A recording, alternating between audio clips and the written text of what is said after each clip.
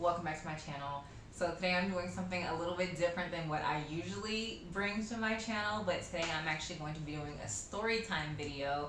I'd asked you guys on both my Instagram and my YouTube community page which story time story you'd rather hear first, and you guys voted for the time that I went to jail. So I'm about to break this story down for y'all. Like, I have my wine because it is such a traumatic story that happened to me. I do have PTSD from that as well. And yeah, wine just, helps you calm down a little bit while telling the story. So let's get right into it. So this happened in like year 2014. It was between, I think it was either the end of March or April. I just know I was going out for my friend's birthday, and her birthday is the end of March, so it could have been end of March, beginning of April. I'm not sure the exact weekend that it was. But so she wanted to go to Denver, go to the nightclubs, get a hotel, all that good stuff. I was like, cool, I'm down, let's do it. So I went up to Denver with her. It was a group of us as well, and we got a hotel. We were getting ready in the hotel. We were having such a good time. Like, we were sipping, but it wasn't even like, getting blackout drunk type stuff. It was just, we were sipping, having a good time, getting ready to go out in downtown Denver. Like, I live in Colorado Springs, for those of y'all who don't know. So this was like, when you live in Colorado Springs and you go to Denver, it's like kind of a big deal because you drove like an hour out of your way to go to the club. So anyway, we go to the club, we're having a really good time. Like, it was the perfect night in my opinion. It was the perfect fucking night. I don't even... It was the perfect night. Like, we were drinking. I know I was sitting at the bar and I was like, tipping the bartender nice, and we were having a good time. Even though the club we went to downtown Denver, there was not a lot of our kinfolk in there. Wasn't very many of us. But it was still, like, for what it was. We're in Colorado, like, for fuck's sake. You're not going to really find too many clubs that are just full of us. Like, I mean, you can find them, but this particular club we went to just wasn't one of them. There was a handful of us in the club that night. So anyway, we're dancing. I'm not even going to say the name of the club we went to because, for legal reasons, I cannot. I don't know how long that type of stuff you gotta keep hush hush on, but I'm not gonna say the name of the club for legal reasons. But it was a very, very popular nightclub in Denver. It might still be open, or if it wasn't quarantine time, it might still be open. I don't know. But anyway, so we're in the club and we're dancing, having a good time. All of a sudden, I felt like I needed to use the bathroom. I'm a big girl in the club. Like, I'm not one of those people that when I go to the club, like, I need all my girlfriends to come with me when I go to the bathroom or when I go to get a drink or whatever. I'm like, I'll be back. I'm going to the bathroom. I'll see y'all when I get back. So, I go to the bathroom in this club that I've never been in before. After I'm done using the bathroom, I try to take the scenic route to get back onto the dance floor where I knew my friends were. So I walk the long way around, which through the long way around, you have to go through VIP, and there's a whole couch setting. Oh, my dad is calling me. Sorry, guys. I don't even know who that is. But anyway, so you have to go through this whole couch setting, whatever, to get through the VIP. So I'm just walking through it. I'm feeling good, not even worried about nothing but just the fact that I'm having a good time. So as I walk through the end of the VIP section, I get to the end, and y'all, I shit you not, I got hemmed the fuck up. All of a sudden, it's like bouncers, bartenders, police officers, everybody just hemming me up, telling me that I just slapped a bartender. And I'm like, are you fucking kidding me? So, I'm not gonna lie, I was like going off like, what the fuck are you talking about? Like, I just walked through from the bathroom trying to go to my friends, like, what the fuck are y'all talking about? The bartender's like, it was her, she slapped me, whoop de whoop, whatever. So my friends don't even know where I'm at this point. My friends do not even know where I'm at. I am now at this point not only just getting kicked out of the club, but getting arrested by the security. And I guess the bouncer that was there was an off-duty police officer. So I'm just getting arrested, like no ifs, ands, or buts about it. Not can I tell my friends where I'm at. I didn't have shit on me but my little clutch and my cell phone. Like that was the only thing that I even had on me. So I'm just like, oh my God, this is so crazy. But at the same time, I'm so irate because I feel like I'm being like injustice. I'm being kidnapped out of this club. Like I don't even know what went down, whatever. So they put me in the back of this police van. I get into the van and there's literally like nothing but like other black people in the van. And so I'm like, damn, this is crazy. Like, what did y'all do? And, you know, they're saying, oh, we just got into some shit. And we, you know, I don't know their stories of whether they were innocent or not. I don't know. But I was just saying my story. I was like, this is crazy. Like, I just walked out the bathroom and pretty much got hemmed up. So I went to jail, y'all. Like, they took me into jail in downtown Denver. Remember, I live in Colorado Springs. So I'm like, in jail. This is Saturday night in downtown Denver. My friends have no clue where I'm at. They probably think I just roamed off and was doing whatever. Like, no. No. So they're going ahead. They take me to the jail. This is the first time I've ever gone to like jail. Like you're getting booked into actually a cell jail. So, you know, I go through the whole procedure. I felt super fucking violated. You know, what they do to you when you go to jail is just totally inhumane. And so they put me in jail and I get to my cell and I just remember the guard. She was a black woman and I thought we could have been like, you know, sister, cool type vibes. But she was like, to this day, the biggest bitch I've ever met in my entire life. Like, you could just tell she was miserable. She hated her life. Like, you could just tell. So me and her, we was just bumping heads. Like, I was talking cash money shit. She was, you know, not letting me use the phone, not doing anything. I was like, that's why your bangs are fucked up. I was just going in on her because she was just such a nasty bitch. So anyway, I'm in jail. The night goes by. I'm miserable, y'all. Like, I'm just like, how the fuck this happened to me? And I'm thinking in my mind, because it's Saturday, like, there's no way in the world that I'm going to get out till Monday, because I always thought that you could not see a judge until the following Monday to grant you bond and all that type of stuff. But I guess in Denver, you can see a judge on a Sunday.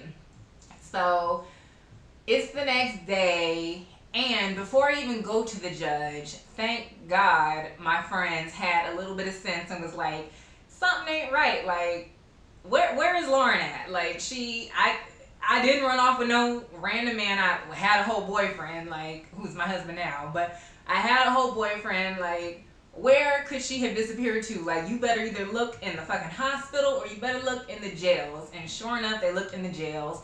And so the girl whose birthday that I went to, the next morning, apparently she realized I was in jail and she started contacting my family and all that type of stuff. So they finally let me go see the judge. I go before the judge, and that was when I saw that the girl whose birthday was there, because they were like waiting in the courtroom. I was like, it was like such a thank you God relief, because I didn't know if anybody even cared enough to be looking for me or whatever. So to see my friend in the courtroom, I was just like, thank you God, because somebody's got to call my mama. You know what I'm saying? Like, somebody's got to call my mama. So the judge grants my bond, and I'm eligible to get out like that same day, pretty much on Sunday. So I get escorted back to jail, and I'm like, you know, on the phone with my friend. I'm not gonna say her name because we don't even talk like that no more. But I'm like, she called me in jail, and she's like, you know, what do you want me to do? And I'm like, call my mama, call my sister, call my brother, like, call everybody. And at the same time, like, I had finally gotten to use the phone after I see the judge, I finally got the chance to use the phone. And at that time, you could only call a landline. So cell phones were not even working. So I'm calling my mama's landline. I'll never forget her number. She's had it for as long as I can remember. I'm calling. And finally, between her reaching out to my sister and, my sister being at home and realizing what was going on, I was able to get a hold of my mom, let them know, like, y'all need to come down to Denver and post my bond, like, period. Like, just, I'm hysterical at this time. Like, call my mom, y'all get down here, bond me out. I'd never been to jail like that, y'all. So this was like, and the fact that I was getting like the worst treatment ever by the black female prison guard was like just fucking with my whole mental. So yeah, I was like totally hysterical and just wanting for that to happen. So eventually the message got across, like my family, I knew they were on the way to post my bond. So meanwhile, I'm still just sitting in jail, like I'm not eating, I'm not doing nothing. Finally, I just fell asleep, and then I think it was on that Sunday at like 5 o'clock in the evening. Finally, the guard comes and she calls me out and she's like, your bond's been posted. I'm just like, oh my God, thank you, Jesus. So I go through the whole exit process of jail. They give you your clothes back, and keep in mind, like, I was at the club, so I had on like a black little dress and some heels, and they give me back my phone, which they take all your fucking cash out your purse and give you back everything minus a $35 jail fee. But so they finally gave me my stuff back.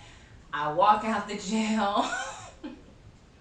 I have never been so motherfucking happy in my life. See, it was my mom, my dad, and my boyfriend out there just waiting for me. And I was like, thank you, God. This was like, what did I say, like 5 o'clock in the evening. And the crazy thing was, they told me they had posted my bond like around noon. But, apparently it takes a long time. And I know the girl in the jail wasn't really fucking with me. So, it just took a little longer probably than usual. But they had been sitting in that waiting room waiting for me to get out for all that time.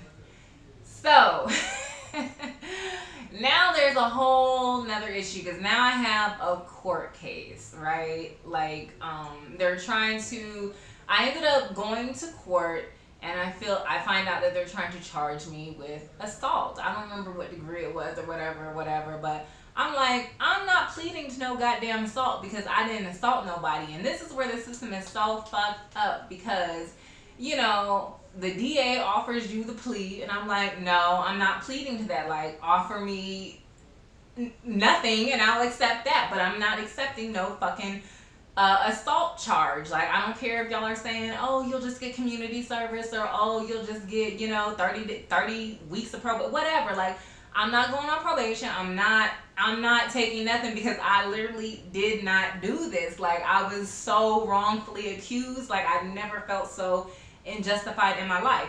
So I'm like, no, I'm not doing this. So keep in mind, courts in Denver. I live in Colorado Springs.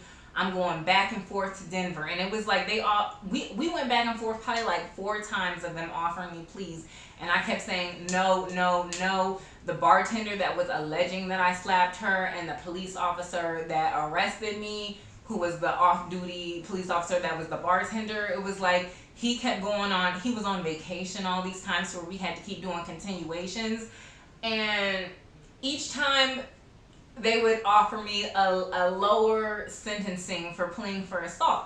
But again, like, y'all, I was fucking innocent. Like, I wasn't about to plead to shit. So finally it got to the point where we were like, all right, we gonna go to trial, because I'm not pleading to this shit. We gonna go to trial. And let me just say, when you go to trial, 90% of the time you lose. 90% of the time. And that is why the DA offers you all these deals going lower and lower and lower with sentencing, to hope that innocent people plead guilty to charges they did not do. Like, the whole system is fucked up, and that's why there's a lot of people in jail for shit that they did not do, and the whole system is fucked up. So anyway, yeah, I was like, I'm not pleading to any of this. We went to trial. And that was the best decision I could have ever made, because we went to trial. And at first, I was a little nervous. I'd never gone through the whole trial procedure before. Like, you know, there was so many jurors that came in, and the DA knocks out who they don't want to see on the jury. Me and my lawyer. Oh, and I had a public defender too, y'all. That's the whole thing. I had a public defender because I couldn't even afford no lawyer. And I just had to trust this public defender who, I don't even think she believed me. Really, I don't think anybody believed me that I didn't do this. Like, you are literally guilty until proven innocent. Like, I felt like even like my family and friends was like, well, you probably were drunk and don't even remember doing it. And da, da, da, da. But no, I knew I did not do this. So anyway, like I said, I don't even think my public defender believed me. Nobody believed me. And so we go to trial, and I'm nervous as fuck. Like, they bring in all these, I don't even remember how many people come in, but we narrow it down to like 6 on each side, I think it was. And the DA eliminates who they don't want to see on the jury first, and then me and my public defender eliminate who we don't want to see on the jury. Let me tell y'all, there was only one black person. Only one black person on the jury. She was a woman, and like, you know, me and her already was giving each other that, you know, that eye contact, that conversation, that you just sister to sister, you know what we saying. So I'm like, I hope she can stay on the jury. But y'all, guess what the DA did? The first person they eliminated was her. So now there's nothing but white people. We're interviewing them. They all sound, I'm not gonna say they all sounded racist as fuck, but at least half of them sounded racist as fuck to me. They sounded like nobody that I wanted to be determining my fate. But we ended up narrowing it down, and we came down to 6 white men on my jury. And I was so nervous, y'all. I was so fucking nervous. But we had these 6 white men on my jury, and we start going on to the trial. So, you know, I'm the defendant, so I'm in the courtroom for everybody giving their side of the story. Her witnesses, the bartender's witnesses, were the police officer, a bus boy, and just her, I believe it was. And so they all went up there, told their version of the story. That was when I found out that her and the off-duty police officer that arrested me were actually boyfriend and girlfriend.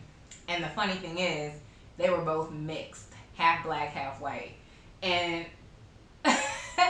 both of them, I didn't even know who was who that night, because I'm just like, yeah, I'm trying to just be free. Like, I'm not even paying attention to none of that. But they both were half black.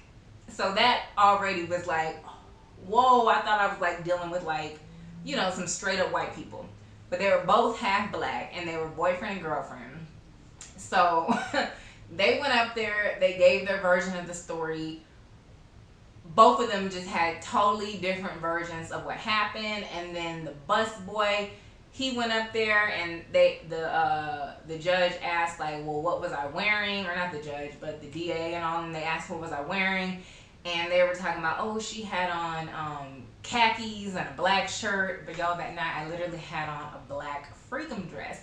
So I was able to pull my picture out, tell my story how like I was literally just walking out and just got hemmed up. And this big ass club, big ass popular club, had no surveillance. Are you kidding me? In a VIP section, this big ass nightclub has no surveillance. So yeah, they pretty much just had no proof, no means to say that I did what they're accusing me of doing. So the jury deliberated, and it only took them 20 minutes, and they came back with a unanimous not guilty plea. Because yeah, like I don't know if the girl might have been assaulted, but like I said, there was a handful of us in the club that night, and maybe it was another black girl. I had braids in my hair too, so maybe it could have been another black girl with braids assaulted her. I don't know, but it wasn't me. So after all of this time and just gas and everything going back and forth from Denver to Colorado Springs to clear my name, I finally cleared my name. So then I'm just like, damn, like I was just wrongfully arrested and got acquitted. Like, what's my next move? I remember I'm a barber and I have a client who's a lawyer. So that was when I finally decided to tell him what I had been going through over these past few months. And he was like, "You have a case." So he represented me, and I ended up getting a very nice settlement. Um, was it worth all of the time and the money and defending my name of just, the fact that I don't just randomly slap people? No, but well, money, yes, wise, it was worth it. But as far as everything else, no, it was not worth it. But they had to pay. The club, they had to pay for what happened to me, and I was very satisfied with that outcome. It wasn't no life changing amount of money, but it was definitely a good amount of money to make up for for my pain and suffering. So, this just is a story that I wanted to say because at the time it was so traumatic. It still is. Like, I still like think back to the story and whew, my nerves. But it ended up having a happy ending at the very end, the very, very end. And yeah, I was just being in court and getting proved innocent. Like, y'all, if you have y'all ever gone to trial for some shit that you didn't do?